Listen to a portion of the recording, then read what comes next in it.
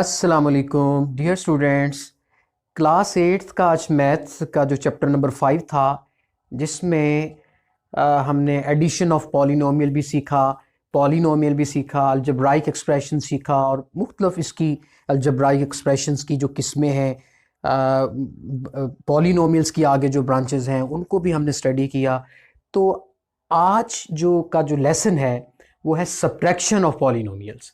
तो subtraction of polynomials में ये बात ज़रूरी होती है कि किस वैल्यू को किस वैल्यू में से सब्ट्रैक्ट करना है।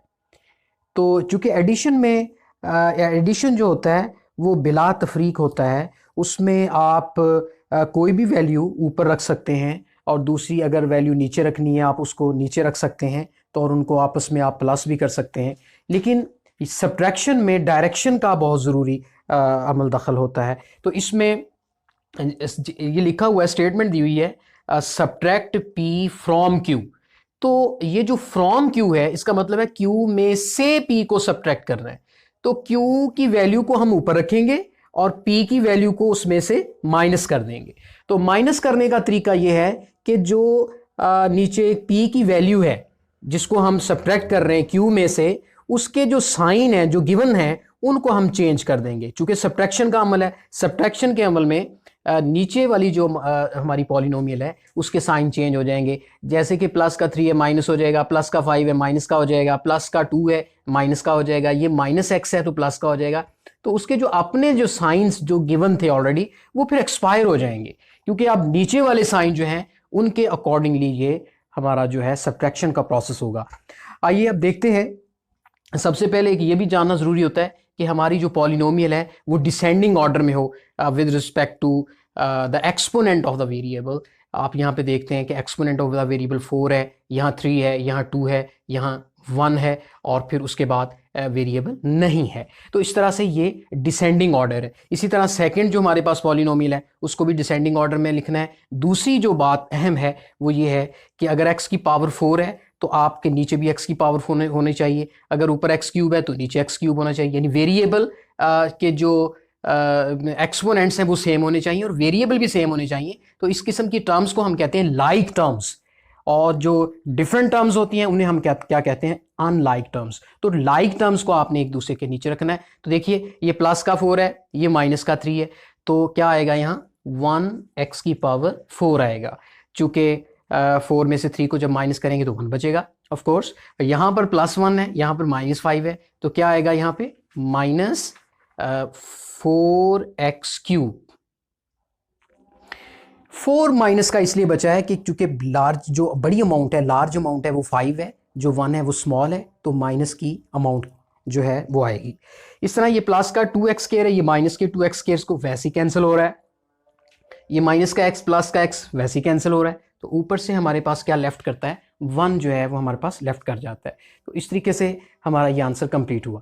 इसी तरह हमारे पास जो सेकंड पार्ट है उसमें भी आप देखें कि जो वेरिएबल्स हैं, जैसे 2y + 3x - 4z + 1 है, 3y + 2x - 4z - 1 है। तो आपने y की जो टर्म है वो y के नीचे लिखा है, x वाली टर्म को x के नीचे लिखा है, z वाली टर्म को z के नीचे लिखा है, 1 को जो कांस्टेंट है वो कांस्टेंट के नीचे लिखा है। तो हमने यहाँ पर भी साइन चेंज करने हैं क्योंकि सब्ट्रैक्शन है। ये माइनस का साइन प्लस में चेंज हो जाएगा, माइनस का साइन प्लस में चेंज हो जाएगा। ये वाले जो साइन है ये आप इग्नोर कर दें, ये आपके फिनिश हो गए। तो प्लस ये 2 के साथ प्लस है, अब प्लस का 2 माइनस का 3, प्लस माइनस माइनस का प्रोसेस होगा। 3 में से 2 को निकाल देंगे तो क्या बन जाएगा 1y। और यहाँ पर देखें बड़ी अमाउंट क्या है, वो 3 की बड़ी अमाउंट है नेगेटिव, तो हम इसको माइनस का 1 लिखेंगे। उसके बाद प्लस का 3 है, उसमें से 2 माइनस हो रहा है, तो क्या बचेगा, 3 में से 2 निकला तो 1x आ जाएगा। बड़ी चूंकि बड़ा जो है वो 3 है, 3 का पॉजिटिव साइन आएगा यहाँ पे। यहाँ पर माइनस का 4z प्लस के 4z से कैंसिल हो जाएगा, तो हमारे पास यहाँ इसके नीचे कुछ भी नहीं बचेगा, हम इसको खाली जगह छोड़ देंगे।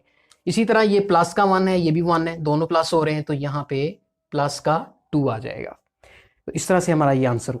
तो थर्ड पार्ट में आप देख रहे हैं यहाँ पर हमारे पास ये भी एक स्टेटमेंट दी हुई है। तो देखिए सब्ट्रैक्ट p फ्रॉम q। तो देखिए ये जितनी भी वैल्यूज मैंने लिखी हैं, ऊपर वैल्यू किसकी है, q की वैल्यू है, नीचे वाली p की वैल्यू है। तो हम p की वैल्यू को q में से माइनस कर रहे हैं, तो हम इसको कहेंगे ये जो वैल्यू है ये किसकी वैल्यू है, q की है, और ये वैल्यू p की है। तो P को सब्ट्रैक्ट कर रहे हैं Q में से, तो P की वैल्यू को नीचे लिखेंगे। अब इसके साइन भी चेंज करेंगे, माइनस माइनस माइनस और ये भी माइनस, तो ये वाले साइन आपके फिनिश हो जाएंगे।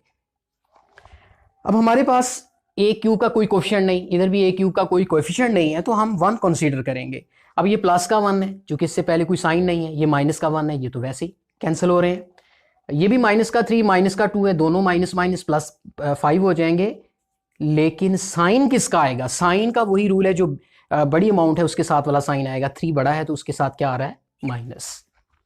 एक प्लस का 3ab², एक माइनस का 3ab², ये भी कैंसिल हो रहे हैं। आप इसको इसके नीचे जो है वो स्पेस छोड़ दें। ये भी माइनस का 1 है, ये भी माइनस का 1 है, माइनस वन क्या हो जाएंगे? माइनस माइनस प्लस हो जाएंगे। 1 और 1 को प्लस करेंगे तो क्या आ जाएगा? 2b³। ये जो साथ b होता है, जो वेरिएबल साथ होते हैं, ये एज इट इज आ जाते हैं, लेकिन कोफिशिएंट्स जो होते हैं वो सम अप होते हैं।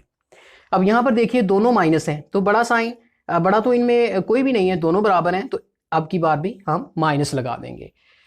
जब दोनों साइन सेम हो, अगर वो प्लस हो तो प्लस आ जाएगा, अगर वो दोनों माइनस हो तो माइनस आ जाएगा। इस तरह से हमने तीनों पार्ट जो हैं 5.2 एक्सरसाइज के, जो क्वेश्चन नंबर 2 के थे, जिनमें सब्ट्रैक्शन का अमल था, सब्ट्रैक्ट पी फ्रॉम क्यू, उसके रेलिवेंट जो 3 क्वेश्चंस थे वो हमने आपके सामने सॉल्व किए हैं। मुझे उम्मीद है कि आप इस तरह के जो सब्ट्रैक्शन के क्वेश्चंस हैं वो बखूबी कर सकेंगे, चूँकि जो बेसिक कॉन्सेप्ट है वो मैं आपको दे चुका हूँ, और इन क्वेश्चंस को आपने राइट भी करना है।